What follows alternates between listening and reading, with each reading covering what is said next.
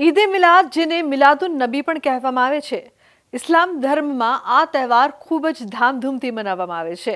આમ તો ઇસ્લામમાં 3 ઈદ મનાવવામાં આવે છે, જેમાં રમઝાન ઈદ, બકરી ઈદ અને મિલાદુન નબીનો સમાવેશ થાય છે.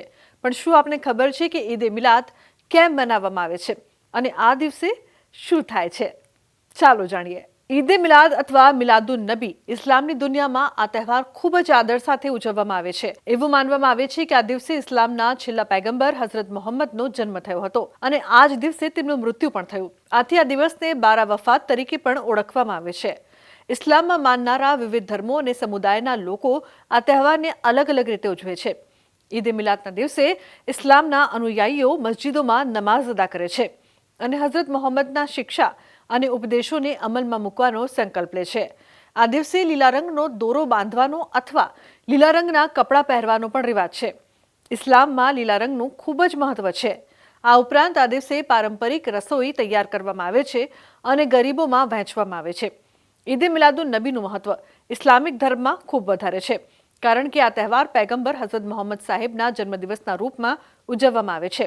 તેમને ઇસ્લામિક ધર્મના છેલ્લા પૈગંબર માનવામાં આવે છે.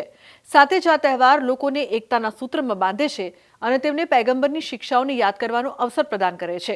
તે ઉપરાંત આ તહેવાર મુસ્લિમ લોકોને સમાજ સેવા માટે પ્રેરિત કરે છે અને ગરીબો, જરૂરિયાતમંદોની મદદ કરવા માટે પ્રોત્સાહિત કરે છે. આ દિવસે આખી રાત પ્રાર્થનાઓ થાય છે અને અનેક જગ્યાઓ પર જુલુસ નીકળે છે. ઘરો અને મસ્જિદોમાં કુરાન વાંચવામાં આવે છે. આ દિવસે ગરીબોને દાન પણ કરવામાં આવે છે. એવી માન્યતા છે કે મિલાદુન નબીના દિવસે દાન અને ઝકાત કરવાથી અલ્લાહ ખુશ થાય છે.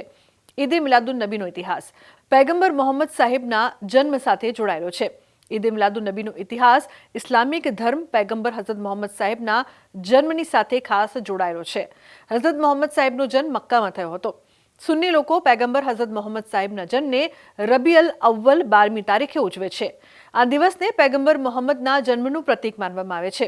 સાથે જ તેમના મૃત્યુનો શોક પણ આ દિવસે મનાવવામાં આવે છે. ટૂંકમાં વાત કરીએ તો પૈગંબરે ઇસ્લામનો જન્મ આજના અરબસ્તાનના મક્કા શહેરમાં ઈસવીસન 571 12 રબીઉલ અવ્વલના મહિનામાં થયો અને અરબની જહાલતભરી પશુ જેવી જિંદગી જીવતા લોકોને અંધકારના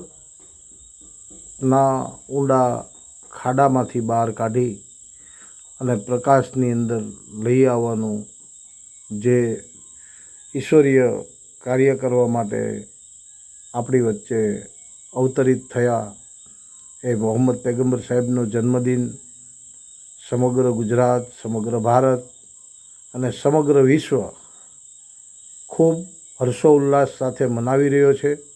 તો આજના મારા આ અહેવાલમાં બસ આટલું. ફરી મળીશું એક નવી અને મહત્વપૂર્ણ જાણકારીની સાથે. પરંતુ આ વિડીયોને આપ ખાસ લાઈક કરજો અને વધુમાં વધુ શેર પણ કરજો. નમસ્કાર.